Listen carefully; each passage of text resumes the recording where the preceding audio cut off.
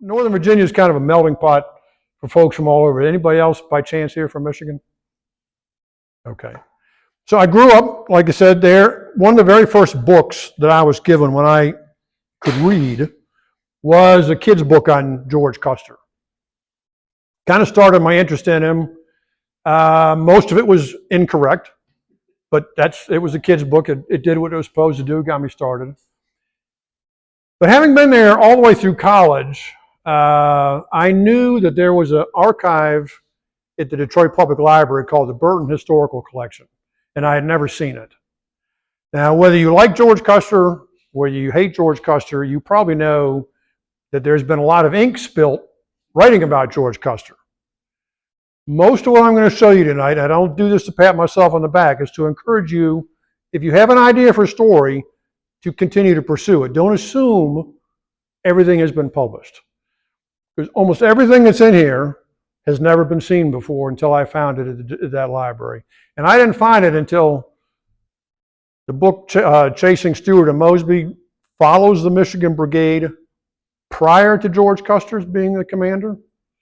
There's a lot of new material in there, and none of this material had been found at the time I did that book. So that's why I'm happy that Andrea gave me a chance to do this today. So if we can click that first slide. Go back one, there should be one before that.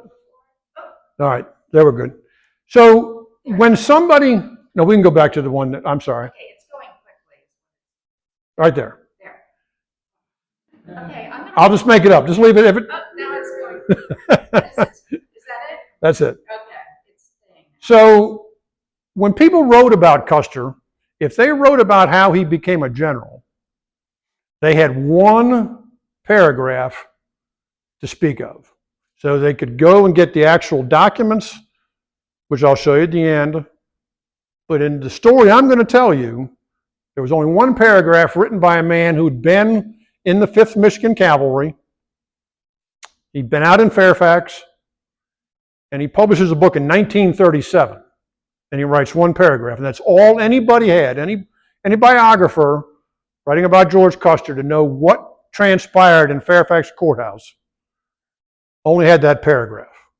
And what I want to show you tonight is, in fact, it's much more than that. It's a story of politics, family, and ambition. And I want to be sure to also say that whether you love him or hate him, we all have an idea that George Custer was one of two things. One, he was a moron because he was the last in his class, and that's not true. And he was last in his class doesn't mean he's a moron. If you graduate from West Point even then, if you've ever seen the officer examination to get into West Point, I will wonder how many of us would pass it. He did what a lot of us did. I was on academic probation the first year I was away from school, going to college. We had a good time, and that's what he intended to do. He was going to have a good time. But he graduated. The other thing is ambition. We all, I think, tend to think of ambition as a negative the way it's often portrayed, especially with Custer. You have to keep in mind that all of these men had to have known that the Civil War was the most momentous event that was going to take place in their lifetime. And if they were going to keep a career in the military, they were going to go into politics, they were going to open a business of some kind, what they did during this event was going to be very important to their success. So ambition is not always a negative. It's how you use ambition. So we can now go to that next slide. Gently. Yes. So this is the paragraph. This is all that anybody had to go on about what we're going to talk about. And if you can't read it, I'll just read it here. It says, about the 1st of June, a slim young man with almost flaxen hair, looking more like a big boy, came to us, and as the line officers expressed it, with the cheek of a government mule, actually asked us to sign a petition to Governor Austin Blair to appoint him as colonel of the 5th. That's the 5th Michigan Cavalry. He said his name was George A. Custer, that he was a West Pointer, and then he very pointedly says at the end, no petition was sent. All right? We will come back to that at the end. Now, he talks about him as looking like a big boy. Notice that Harris is only 3 years older than George Custer. He's not exactly a senior citizen himself there. Now, a lot of all other stuff that we know about this period of time probably comes from this movie, which is a rocking good story. It just doesn't have great history in it. So it came out in 1941. They died with their boots on. The gentleman to the left there is supposed to be Winfield Scott. Winfield Scott was not commanding the armies in 1863 when these scenes take place in the movie. They would have you believe that it's a modern day combat situation that they are looking at real time. So we know now that a general in Tampa, Florida can control events in Africa somewhere, and they're looking at it real time. Well, they're sitting there listening to the telegraph, and they're wondering how all this is going on, like it doesn't happen like that. But the movie also tells us that he got promoted by a mistake. That it had to have been a mistake. He went from lieutenant to general in one step. It had to be a mistake. That's not true. And if you've ever been to Gettysburg and East Cavalry Field, where that scene is depicting, you know that the Rocky Mountains are not there at East Cavalry Field, okay? All right, we'll go to the next one. So on the first few slides, I'm going to go through and introduce some of the people that are going to play a role here. And the first one is the wartime governor of Michigan, Austin Blair. He was a two-term governor of Michigan. He lost in the 1864 election, so he's not there at the end of the war. He was a Whig who became a very early Republican. And it's important, I'm sure most of you probably know this, the Republicans of 1860s are not the Republican Party of 2024 and vice versa. So the parties have kind of flipped. He was from an abolitionist family, and it was a very strong abolitionist himself. We can go to the next one. And another party here is George Custer's father, Emanuel Custer. Emanuel Custer was just the opposite. He was a radical Democrat. He had lived in Ohio, central eastern part of Ohio, and moved his family briefly to Monroe, Michigan, to live with his wife's sister-in-law, or his wife's sister, his sister-in-law, and then moved the family back very quickly to Ohio, and then would send George back to Monroe to live with his sister-in-law, Lydia Ann Reed, and that is how George becomes connected to Monroe, Michigan, and will call Michigan his home state for the rest of his life. We go to the next one. So Monroe would be the dark circle at the top roughly, and the area where they live, New Rumley, Ohio, is about where that other circle is there, right on the eastern border of the state. And we can go to the next one. So to give you a sense of how much of a radical Democrat his father was, he was a political party head in that county of Ohio near Cadiz. And he's interviewed by the paper, which is a Democrat paper. And if you can read it there, he said he was asked what he would do basically with abolitionists, and he said, I would whip the rebels completely and then never stack arms until the last abolitionist was dealt with. And he would do it in this way, to give them three chances. One, to take the oath to be true to their country, leave for Canada, or to be hung.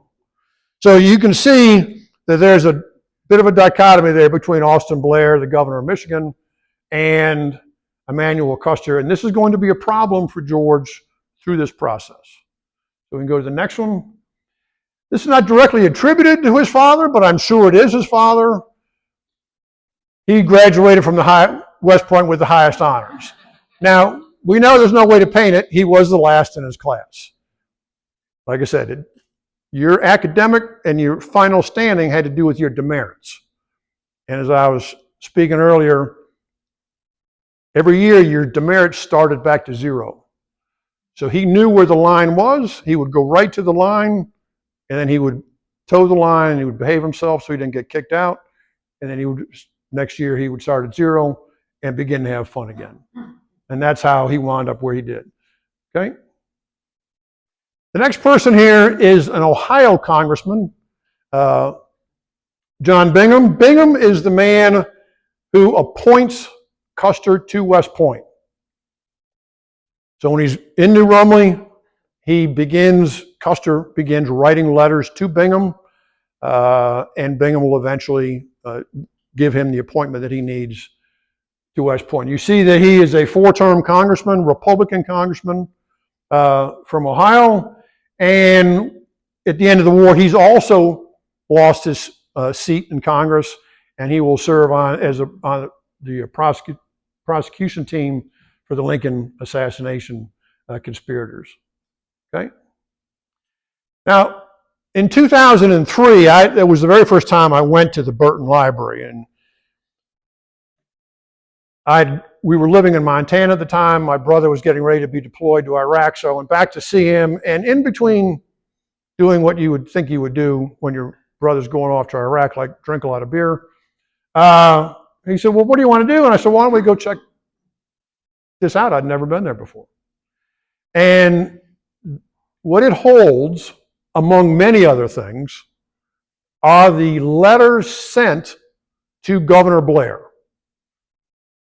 So if you wanted a commission in one of the Michigan regiments, you had to get that commission from Governor Blair. He gave every commission from the rank of second lieutenant to colonel. A general's commission came from the War Department. So anything in between, you had to go to the governor. And all those letters are in those files. Unfortunately, what's missing is the letters that he sent back in response. He filed them separately, apparently, and those were lost in a fire. So the very first letter I found, and this is only a very small snippet of it, otherwise we'd be here all day. Custer, when he has about 7 months out of West Point, he's a regular Army second lieutenant, writes a letter to Governor Blair asking if he could be the colonel of a regiment that never came about. It was being raised. The government at that point, early in the war, was against cavalry. It was too expensive. They didn't think the war was going to last very long. So at some point they begin disbanding these regiments. And so this regiment never goes all the way into service. But it's a very thoughtful letter. Again, if you think Custer's a moron, if you read the entire thing, it's a very thoughtful letter. And it says that just this part, if you think my appointment would in any way promote the interests of the service, I should use every means in my power to repay my country not only the debt which every citizen owes, but that one incurred by being a recipient of an education at her hands. That had been misidentified by the staff there, and it took me a while to kind of sort out based on the clues in it. And we don't have Blair's response, but we will get a sense of what Blair's response is later on. So we'll go to the next one. So another person that's going to play a role here is this man, Colonel Freeman Norval. He had been a Naval Academy graduate, had been in the Marine Corps, but commissioned officer in the Marine Corps at the time of the Mexican-American War. And he will lose his commission because he has a problem with alcohol. And he falls off the wagon at some point, and his commission is taken away from him. But he is a successful businessman in the Detroit area. When the war comes about, the Civil War, he goes back to the governor, and he gets a commission first as a captain in the 1st Michigan Cavalry. And then when the 5th Michigan is being raised, he will get a commission as the colonel of the regiment. And as a part of that, he will become good friends with the man who was the lieutenant colonel of the 1st Michigan. And the 1st Michigan, I'm sure all of you know, that's the regiment who all of the Michigan signatures are from here. And that's Joseph Copeland. And that's, I believe we go to the next slide. So Copeland, other than having a really frightful stare if you look at him too long, had been a judge in Michigan at several levels. He had retired prior to the war, owned a home which still stands in Pontiac, Michigan. Had been the lieutenant colonel, as I said, of the 1st Michigan. He and another officer come up with a scheme that leads to the formation of the 5th, 6th, and 7th Michigan regiments. Those three regiments, when they're formed, will become the original Michigan Brigade, not what Custer will lead later in part, but the originator of that. And he owes a lot to Blair for giving him that position. But as I said, to be a general, you had to go to the War Department. And he will kind of get on the wrong side of Blair, when he goes kind of against Blair's wishes, goes to Secretary of War Edwin Stanton and gets himself a brigadier star. So we'll go to the next one.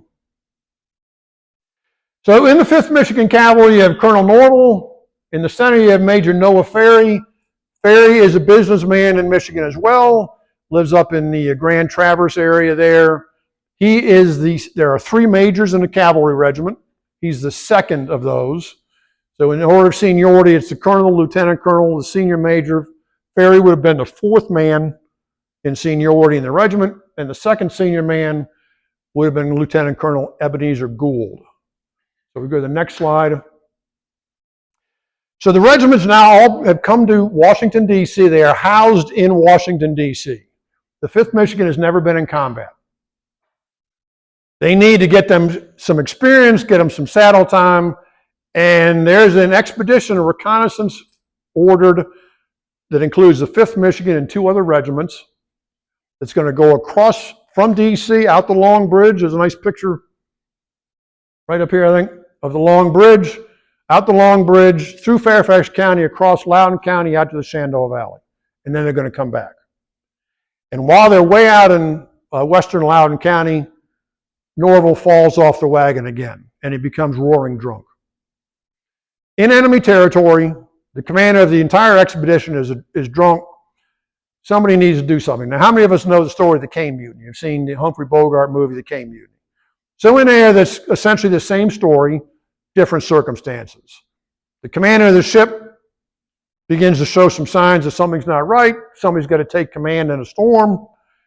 Kind of the same thing. They know something's not right. The person who should have done it is the Lieutenant Colonel Gould, and he doesn't do it. He's going to look out for his career, and he will not take any action. The senior major will not do anything because they can stand a mutiny charge by doing this. There are repercussions to doing this, just like there is in the Caine Mutiny. The second major, Noah Ferry, steps in, arrests Colonel Norval Freeman, and puts him in a wagon, and he leads the entire expedition back to Washington, D.C. When they get back, Norval will resign on February the 25th. We can go to the next slide. Noah Ferry writes a very detailed letter. The only reason we would probably know any of this, except for Freeman's actual military record, is because the letter he writes to his brother, who just happens to be a congressman as well, from Michigan. Very detailed. He says explicitly in the letter, this is not for publication. Ferry determines, the congressman, he's going to send that letter. He doesn't rewrite it. He just sends a little cover letter and sends it to Governor Blair. So the Blair is now aware of the colonel's actions. That will help lead to the colonel resigning. So we go to the next picture. So again, notice the dates here. He resigns on February the 25th, and he's in Washington, D.C. So we go to the next one. George Custer is in Monroe, Michigan, and he writes a letter dated February the 26th. So the word has gotten back that there's a problem here, and he approaches Governor Blair again. And again, I've typed up just part of it. I don't expect you to be able to read all that, but he writes, if you think the efficiency and usefulness of the 5th Cavalry will be increased or the interest of the service will be promoted by giving me the command of the regiment, I should be proud and most happy to accept it. And in the event of my receiving the appointment, it would be my aim so to discharge my duty both to my country and to the regiment as to merit your commendation. In making the application, I'm actuated by a desire of serving my country. I'm not content to remain idle at a moment of national peril like the present. The government needs the support and assistance of every patriotic man conscious of this. I am anxious to again enter active service. He says wants to enter active service again because he had been a staff officer to George McClellan, commander of all the armies in the Union command for a period of time, and then the Army of the Potomac. When McClellan is relieved, he takes Custer with him back to New York, and that's where they're going to get McClellan's final report of service prepared. So that's what he says, he's not in active service for a period of time. So we know there's a letter missing because of some of the things that are said. That's not all right here, but you'll notice the date up here is January the 5th. This is an older letter written by a friend of Custer's as a written recommendation of Custer to Blair. So Custer has written another letter earlier asking again for a command. We just don't have that letter. And again, I just copied part of it here. I think anyone who has a sense of George Custer will realize this is probably pretty accurate. He is a wide awake and thoroughly energetic man with an enormously strong element of dash in his nature. He is eminently qualified for the cavalry service both by nature and education. He is right in every respect as a soldier and has reaped honor in the face of the enemy. So we can go to the next one. So I suspect all of you know what happens in Fairfax Courthouse on March 9th, right? A man by the name of John Mosby comes in here, steals Edwin Stoughton, a Union general, some of his staff, and takes him back to Virginia. As a direct result of that, Joseph Copeland's Michigan Brigade, not the 1st Michigan, but the 5th, 6th, and 7th, are sent from Washington, D.C. to Fairfax Courthouse. And Copeland will make his headquarters in the Ford building, which I'm sure all of you are aware of. I had to pull that off the internet. I live a long way. I don't come up here very often. Don't ask me to explain. I have a hatred for I-95. But this is the home of Antonia Ford and her family. I'm sure, again, a lot of you know that. Antonia Ford is arrested as a result of Mosby's raid on Washington. She's one of many people who are scooped up, taken to Old Capitol Prison as being believed to have been part of that. And there she will be visited by the oldest son of the Willard family that owns the Willard Hotel. He's an aide to the general who commands all the troops in this area. And they'll fall in love eventually, get married. And he will leave the army to take over the Willard Hotel again. But that's the Ford building, and that's where Copeland's going to make his headquarters. Okay? So here's where, if we start looking at what is not in that paragraph I started out with. The soldier from the 5th Michigan, Samuel Harris, tells you this one little story, and here's where the rest of the story is. On April 21st, and I'm going to read quite a bit of this letter to you, Custer writes from Washington to Blair back in Michigan. In accordance with your suggestion, so he's already talked with Blair, and he will say at another point that he had seen, not just by letter, he had a face-to-face meeting with Blair. I visited Fairfax Courthouse for the purpose of seeing and consulting the officers of the 5th Cavalry. I hoped when leaving you, so he's saying he's seen them, to be able to see the regiment much sooner than I had, but orders which I received on my arrival in Washington detained me for 1 week. I will now attempt to explain the conditions as I found them. The officers of the 5th Cavalry were nearly all on picket duty. Picket duty is when they scatter them out, it's like a line of sentinels to guard a large area. A few were in camp. To them I explained the object of my visit and asked their views.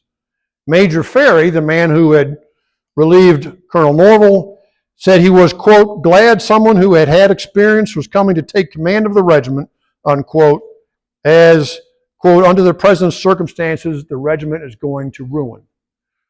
Now, you have to take this to understand what this is. Ferry has already just undermined the lieutenant colonel of the regiment and the senior major, the two men who refused to do what he did, relieve the colonel of command. He afforded me every facility to see those of the officers who were in a near camp. I saw about a dozen, all of whom expressed the hope that I would soon return as their colonel.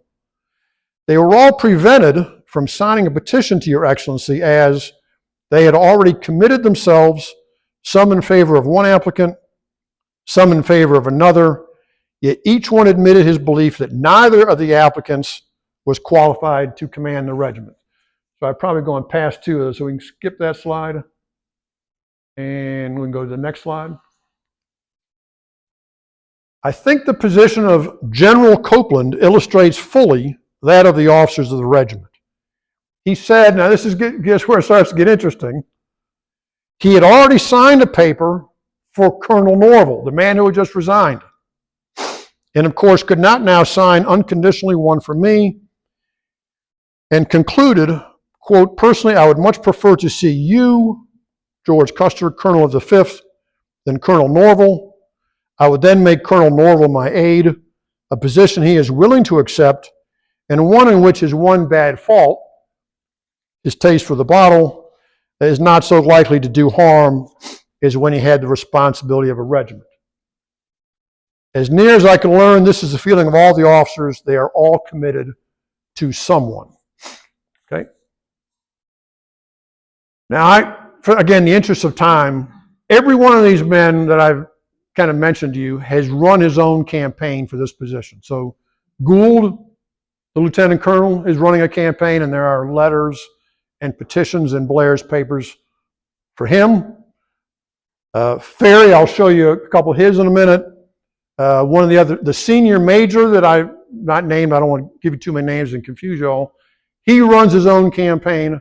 There are a lot of conflicting people here. So when Custer says these other officers had all signed a petition for somebody, they'd all got to them first and they made their choices. Custer did come out with a pocket full of written recommendations, one of whom is from General Julius Stahl. Stahl was the commander of the cavalry division here at Fairfax Courthouse. The Michigan Brigade was a part of that. So if Custer had gotten the position he was seeking, Stahl would have been his boss. And just the last part of there, I put up there, I would so much prefer the appointment of Lieutenant Custer. All right, we'll go to the next one.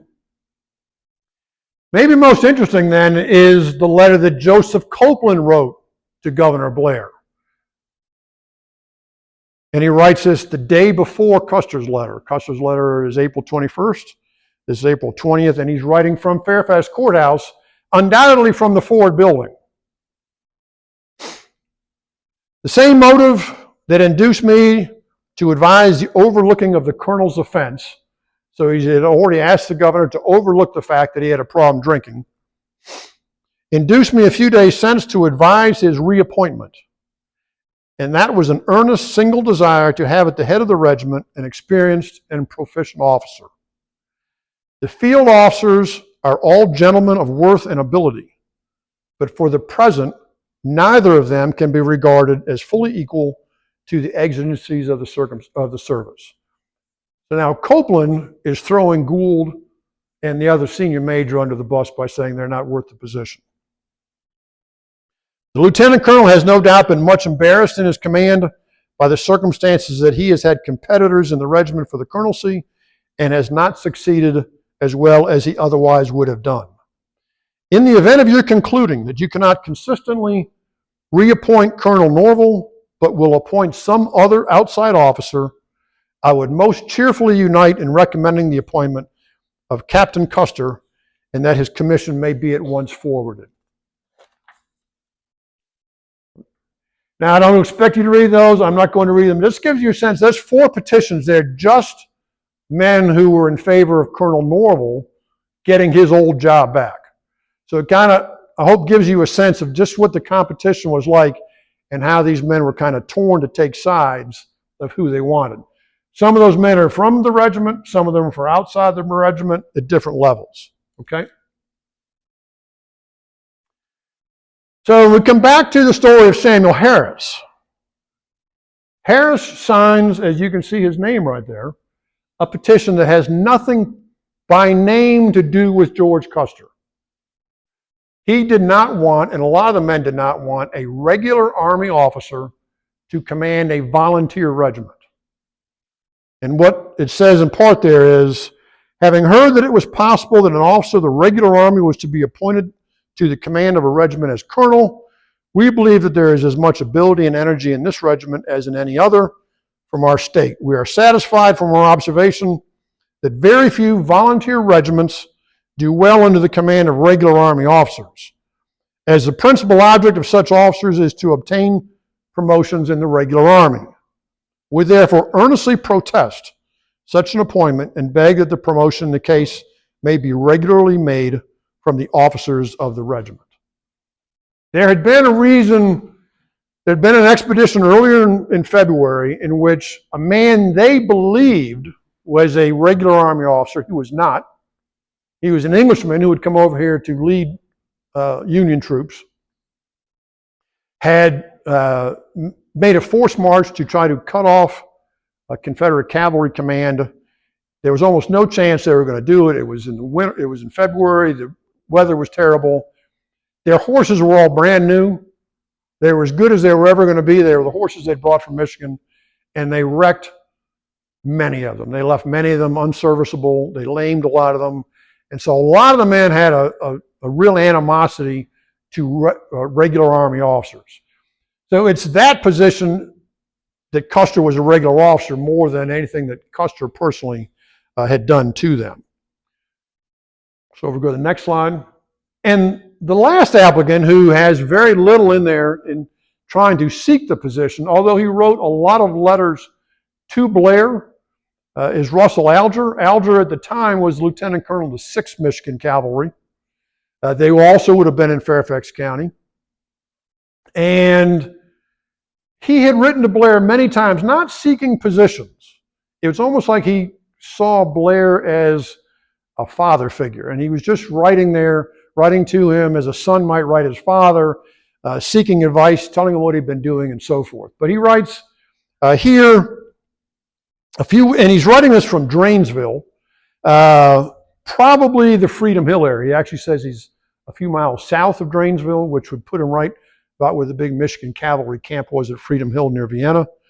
A few weeks since, General Copeland said to me, and this is on May 4th, and I raised the date there because I want you to keep this in mind, that probably the 5th would have a colonel appointed outside of the regiment, and that unless Colonel Norval was reinstated, he would rather see me placed there than anyone outside the regiment. So a few weeks since, if you go back a few weeks from May 4th, if we go to the next slide, you're just about the time Copeland's writing a letter for George Custer too. And so if you look at the two comments up there, Copeland tells Blair on April 20th, I would most cheerfully unite in recommending the appointment of Captain Custer. And then on May 4th, he is when Blair writes something that he had a conversation with Copeland earlier, that unless Colonel Norval was reinstated, he'd rather see me placed there than anyone outside the regiment. Clearly, there was a lot of issues there that they were trying to sort out. So we have all these contenders for the colonelcy of the 5th Michigan, and we go to, this is just a few of them, and the winner is, the next slide, Russell Alger gets the position in early June, probably because he's a Michigander, he's in a volunteer regiment, and he's not involved with any of the problems in the 5th Regiment relative to Norval's relief from command. So now we can go ahead. Now I put a couple things in here to kind of tie this together to what's here. Pardon my artwork here, but that is roughly the Michigan Brigade skirmish line or picket line at the time Custer is here. So when Alger writes his letter, like I said, he's probably up here at Freedom Hill. That photograph there is a 1864 photograph of a cavalry camp at Vienna. Anybody here live in Vienna? There's apparently a website I just became familiar with like a week ago that goes into great detail about the series of photographs taken with this one and duplicating them today. And that's very near the railroad station in Vienna. today. But that's where the biggest part of the Michigan Brigade was camped at the time. The 1st Michigan had been most recently up at Drainesville. So when you look at Charles Johnson's letters, one of the men who signs his name multiple times here, his letters in the late winter, early spring of '63 start at Drainesville. They go down to Union Mills, and that would be behind the legend in the lower left corner. And then he comes to Fairfax Courthouse. So we go one more slide. You'll see that Custer's letter from Washington is written April 21st. And this is one of Charles Johnson's letters written April 19th, and he's at Fairfax Courthouse. Does that mean he's right here? We don't know, but we certainly know he signed his name here a lot. And there's certainly the chance that the two of them encountered each other. So that's as close as I can connect one of the men whose name we know from the 1st Michigan to this story. So we go to the next. And that's Copeland's letter, again, at Fairfax Courthouse. And the two of them are here. And that's, again, one day apart, April 20th and April 19th. Okay? So how does George Custer, the unsuccessful candidate for colonel, become a general just a couple of weeks later? So it's a picture of him taken in May, they believe, 1863, down before the campaign started, as lieutenant. And if you ask me afterwards, I don't know what the time limit is here. We'll do it in a Q&A. Why is he referred to sometimes as a lieutenant? Copeland calls him both a lieutenant and a captain. Why is he sometimes referred to as a captain? Was he promoted from one rank? How did he get to general? We can talk about that if you want later on. We'll go to the next one. So it happens very quickly. And there's a story that's gone around for many years that Alfred Pleasonton, commander of the Cavalry Corps, Army of the Potomac, wrote a letter to a political friend of his. And it was that political friend who made this all happen. Now, you see how fast this happens. If you think they can get a letter from, when Pleasonton writes that letter, he's out in Loudoun County. Do you think he can get a letter to Washington, D.C. to a politician, and a politician can figure out what to do with it and get it all done in one day? Then you know something better than I do. On June 27th, Joseph Hooker, commanding the Army of the Potomac, resigns. He offers his resignation.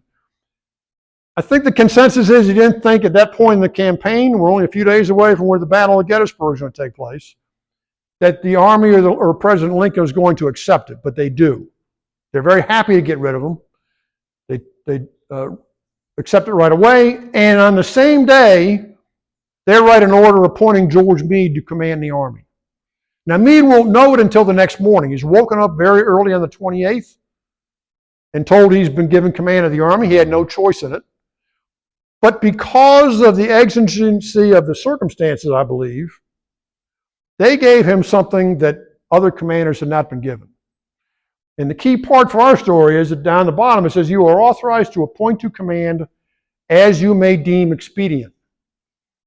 So when Meade wakes up on the 28th, we can go to the next slide, Alfred Pleasonton, commanding the Cavalry Corps, is camped right next to him. They're both up near Frederick, Maryland.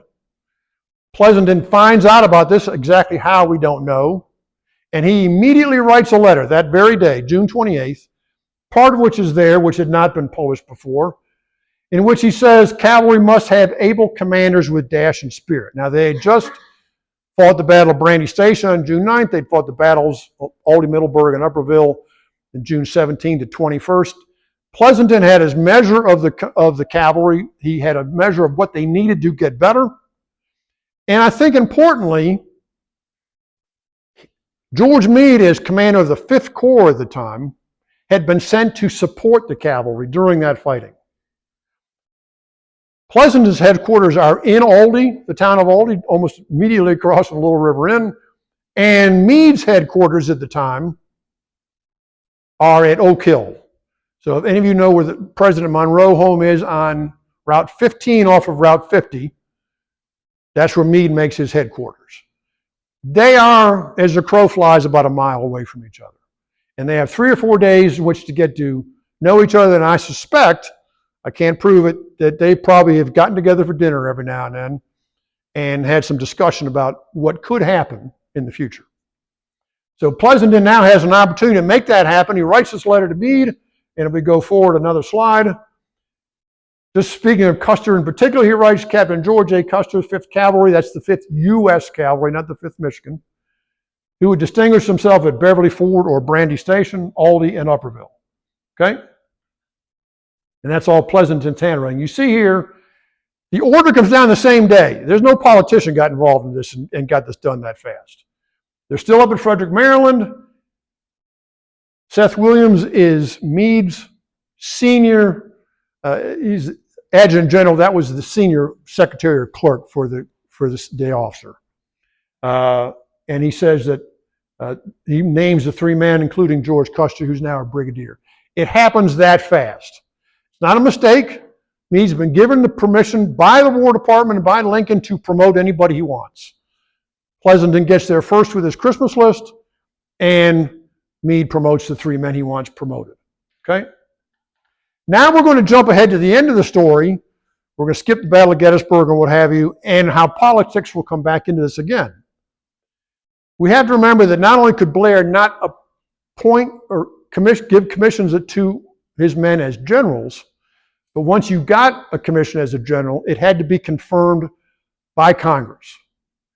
Now, I don't want to get into political discussions about current day politics, but you probably saw a headline just today's paper or yesterday's about a senator holding up the promotion of a general who had been in charge of the evacuation in Iraq or Afghanistan. Okay? Same process. It has to go through a confirmation hearing. And Copeland is going to have, he's upset about what happened, and he's going to have a say in it. So we can go to the next slide. So Copeland writing, this is writing in 1864. We're going to kind of jump back and forth, but it's the best way to put it so it makes some sense. On July 1st, I learned for the first time that my brigade had been bestowed upon a younger officer.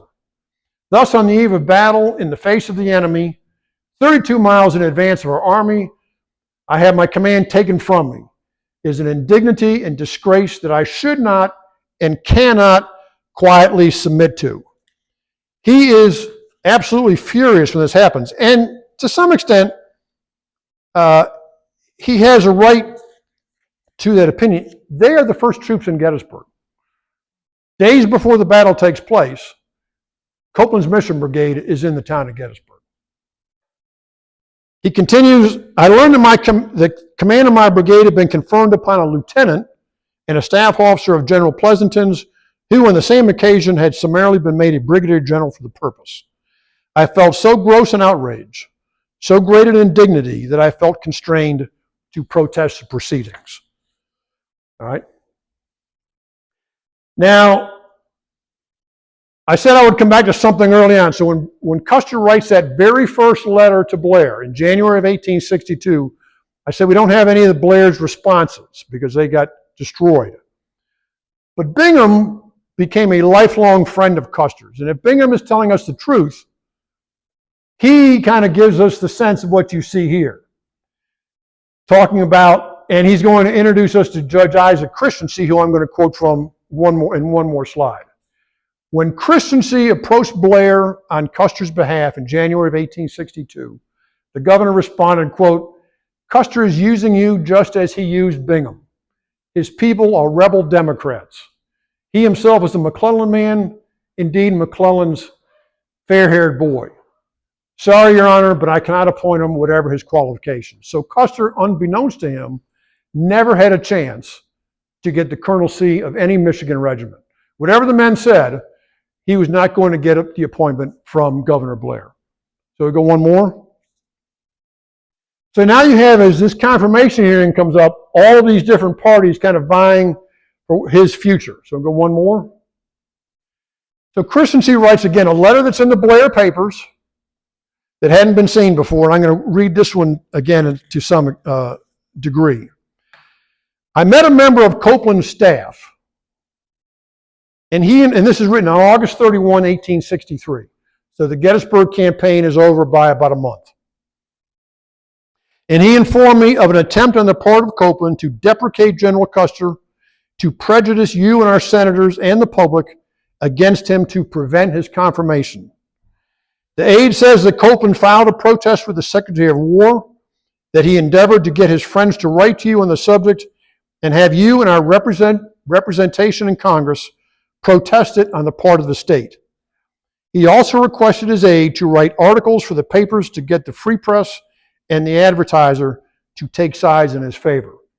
Now, the Free Press is still being printed today. At the time, it was a Democrat paper. It was anti-administration. It was not a friend of the Lincoln administration, but it was very much a friend of the 1st Michigan Cavalry and then the Michigan Cavalry Brigades. If you ever really want to follow them, the Free Press is a great source to do that in. The other one, the Detroit Advertiser and Tribune, is long out of print, but again, very much an advocate for those Michigan regiments. And a lot of letters are in there from them, okay? So to continue Christensen's letter, he, Copeland, complains that he had been set aside in favor of, quote, a young adventurer. What has General Copeland ever done to show his fitness to command, unless it was to hang around Washington with his wife and daughter, lay back upon his dignity, live an easy life, and draw his salary? Where had he been doing that? If you want to believe what Christensen said, he'd been doing that at the Ford Building here in Fairfax Courthouse. True, Christensen continues, he is not like Custer, an adventurer, whose promotion was secured by his own merit alone. He was, quote, Judge Copeland, and from his former position relied upon the prestige his name would give him. He never adventured his precious person in any dangerous proximity to the enemy and never would. He is a mere do-nothing general who would have disgraced our cavalry and kept them doing nothing. If we go one more slide. And he concludes the letter, now I know that you like men who fight, who are ready to expose themselves to danger, and that you would not willingly do anything to injure the reputation of such men. Custer is one of those men. He needs no extrinsic aid. If let alone, he will make his own way and will give to the Michigan Cavalry a name which it could not otherwise obtain. And finally, the last slide. So it comes down to confirmation hearings in January of 1864. Custer has had, to this point, whatever you think about him later on, his career has been mostly brilliant. But he still feels, because of his Democratic family leanings, his politics are suspicious, that he's not going to get this confirmed. So he writes to Zachariah Chandler from Michigan, kind of a radical Republican himself, this letter. I write this letter to request your influence to secure my confirmation. I had hoped that my service in the field would make such a step on my part unnecessary. But I have just heard credible information that an attempt is to be made to prevent my confirmation on no other grounds than extreme youth, and that older men wanted and should have had the place. This, so far as I am informed, is the extent of my crime. I am too young. Consequently, I am not slow enough. I am entitled to some credit, notwithstanding my extreme youth. So I appreciate your time. That's the story. I figure I didn't give me a time limit up here, but I don't want to put you all to sleep. So hopefully I haven't done that, and I'll do my best to answer any questions that you may have. I have a question, Henry. Can you take us back to the first slide that shows Custer? The one that's dated January 18th. Keep going.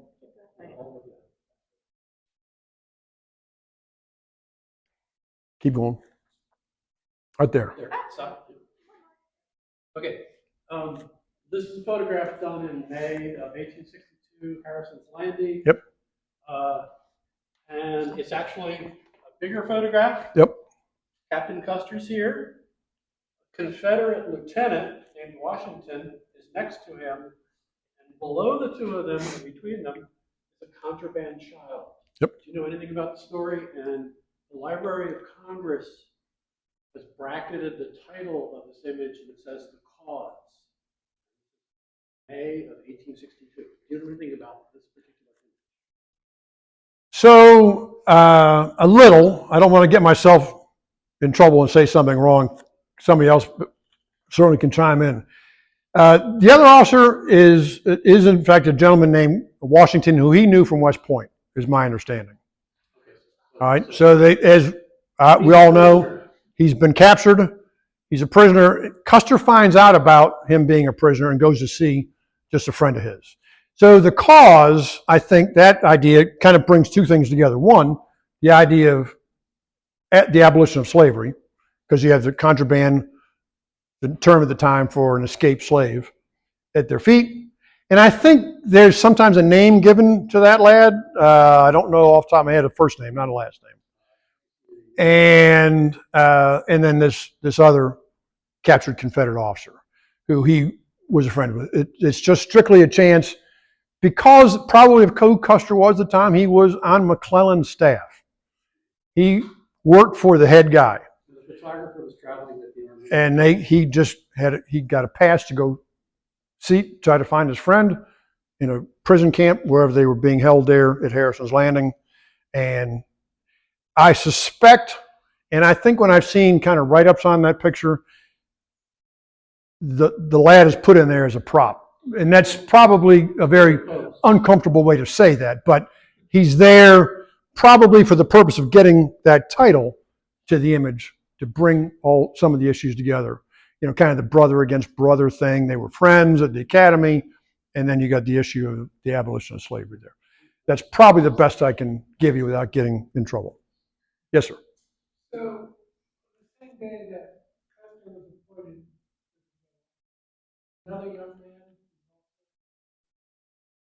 did he receive the same sort of pushback? So everybody hear the question about the other two men? I've not followed up on that. So there's three men promoted total. Custer, Elon Farnsworth from Illinois, and Wesley Merritt, who was a regular Army officer. His family is from maybe Missouri. They're out that way, and his father was a newspaper man. Farnsworth is killed on July 3rd, so he's never going to be around for a confirmation hearing. His father, his uncle, John Farnsworth, is the congressman everybody thinks made this happen. Because Pleasanton writes a letter to John Farnsworth, Elon writes a letter to John Farnsworth. I don't think they ever get mailed. That's another whole story. It didn't happen that quick, but he would not have been. So then the other person would be Wesley Merritt, and I do not know that there was any kind of although I think there might have been some issue about his father's approach to the war, what his thought was of the war, but I'm not that clear on it off the top of my head to say anything and probably confuse the situation. I've never seen anything about how these confirmation hearings went. Now, there may be something in the congressional record you can go back and find. If it's there, you might find something on Merritt.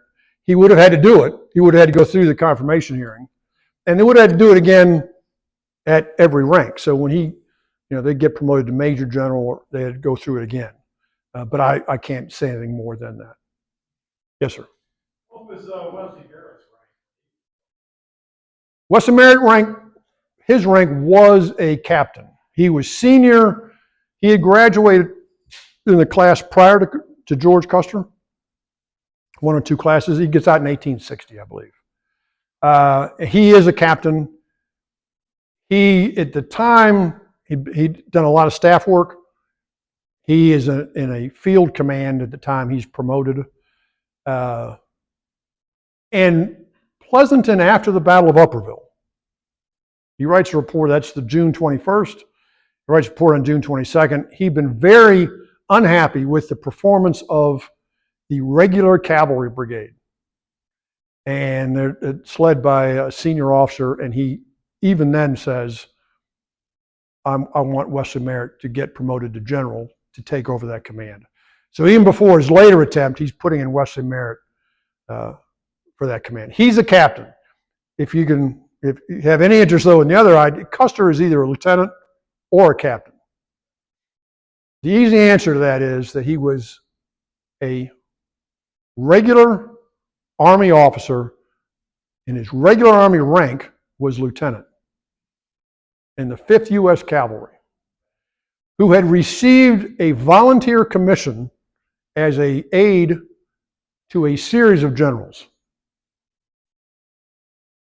Those generals, their aides got their rank based on the rank of the general. So when he works for George McClellan, who's a major general, he's a captain. When he's not working for George McClellan, because he's been fired, he's a lieutenant. He goes to work for Alfred Pleasanton, who is a brigadier general when he's working for him, when he starts off. So he's a lieutenant. On June 23rd, Alfred Pleasanton gets promoted to major general. So technically, he would have then assumed the bars again of a captain. The easiest thing to keep in mind is though in his regular Army rank was a lieutenant. Yes? Were just from your knowledge, general knowledge, and the way that some of these people were concerned about a regular Army person, volunteer regiments, was that a common thought that they don't mix well? Regular soldiers had a stricter level of discipline. Volunteers did not want, if they wanted to be disciplined like that, they would have gone into the regular army. So they went into the volunteer army. It was more lax, and they knew who each other was. They went in with their friends. One of the ways to get it, like to say a lieutenant's commission, was you would write a letter to Blair and say, I can bring you 20 friends of mine from Adrian, Michigan. Would you give me a commission as a lieutenant? And Blair would say, yeah, if you can give me 20 guys, I'll give you a commission as lieutenant. There's no qualification at that point, but you're bringing your friends in. Well, you don't want to discipline your friends.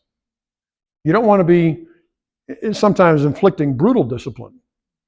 In the regular army, it wasn't like that. They came from wherever and just went wherever the army put them. So the odds that they knew anybody else were very slim. Having said that, during the Civil War, Custer's men really loved him. You see that clearly in the letters. It may change later on, it's another story. During the Civil War, they wanted to be in his command, they wanted to emulate him, they wanted to wear the red tie that he wore. They were unhappy when they were transferred out of his command. So you get, and then there's also the part that they say they didn't want a regular army officer, but you have to read between the lines. They wanted somebody from Michigan, and they wanted somebody who was already in the regiment. They didn't want an outsider. Yes, sir. So Custer goes from captain. In one day.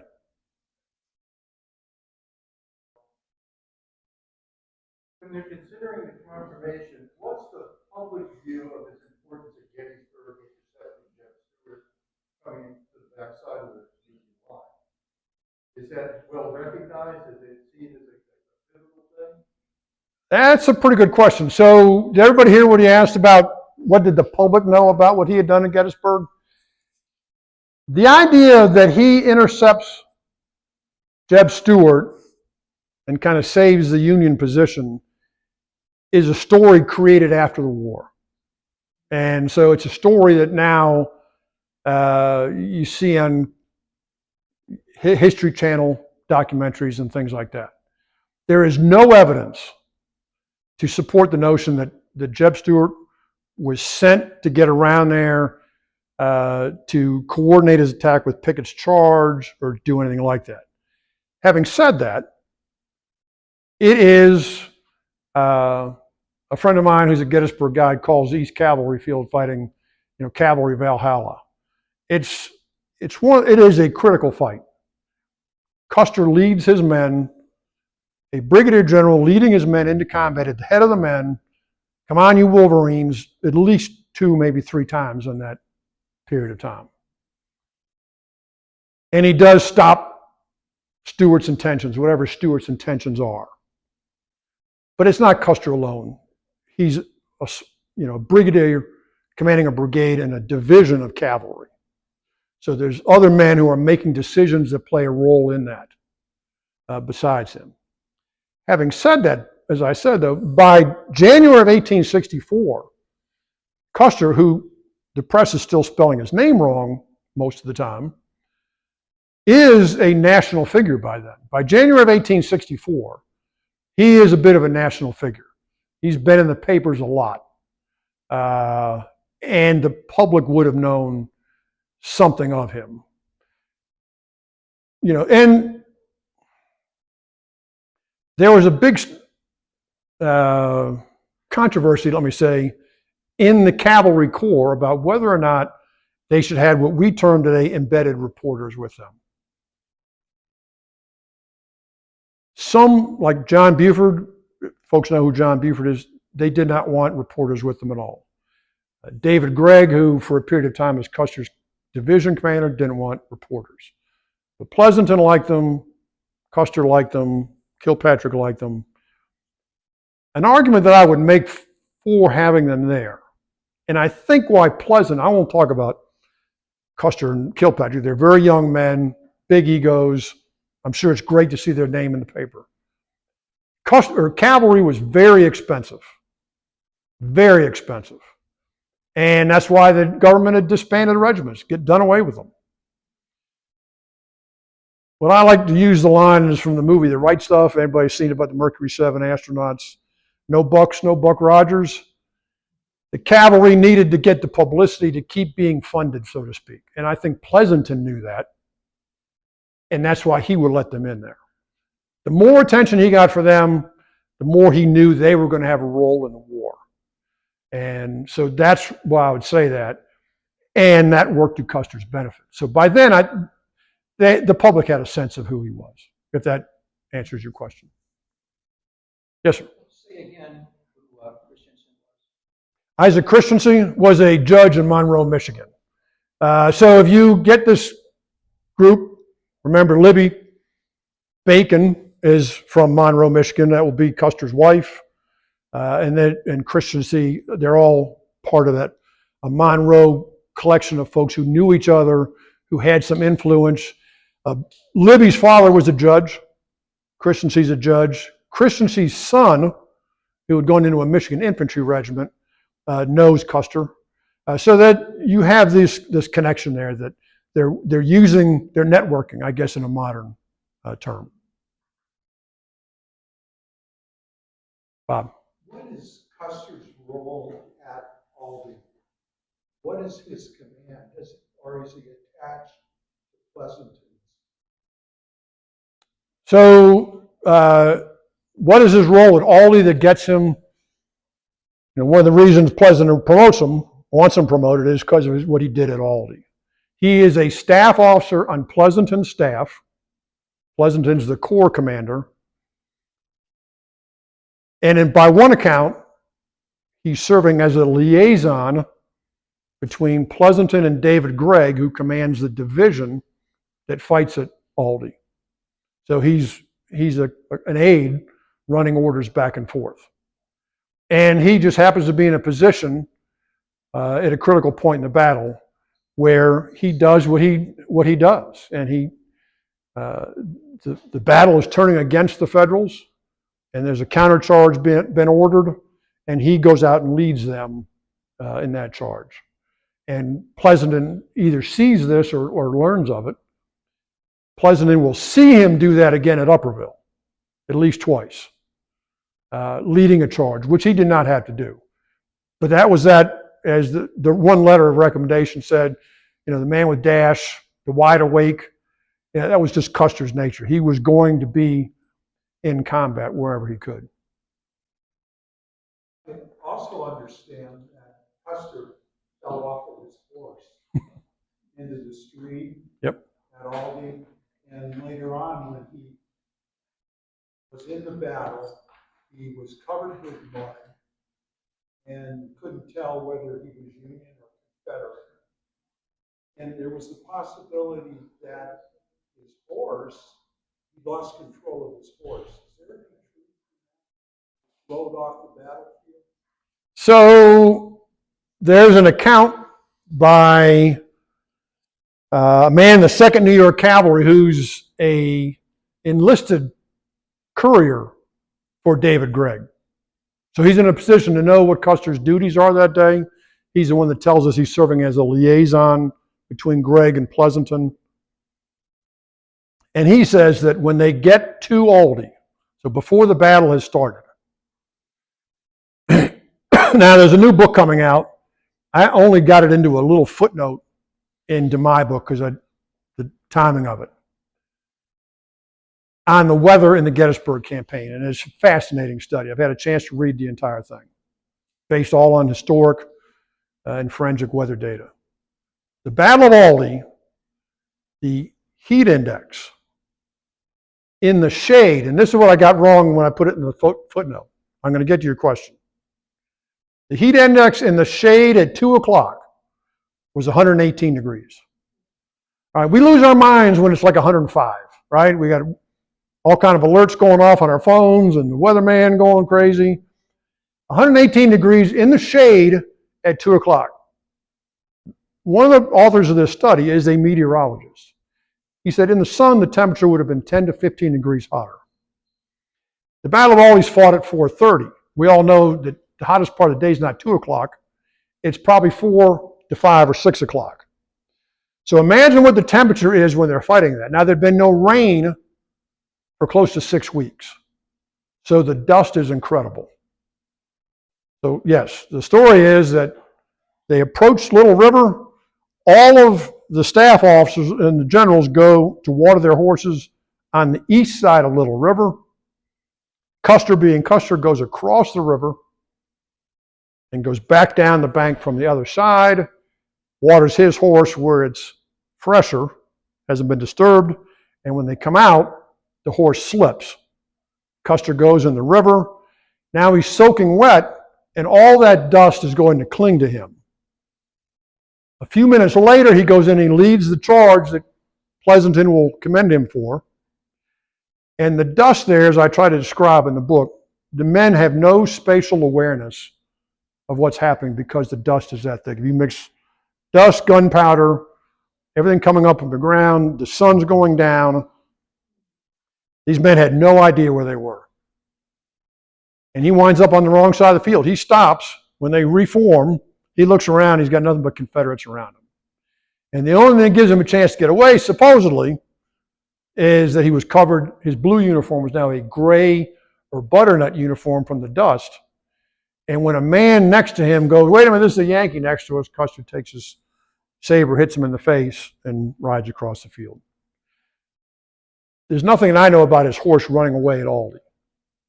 He's an aide at Brandy Station, and he has a horse that recently been supposedly captured from a Confederate, and he tries to jump him over a wall, and the horse refuses. So he goes up and plants his feet, and I think throws Custer over the wall. That's, I think, is what you're probably referring to.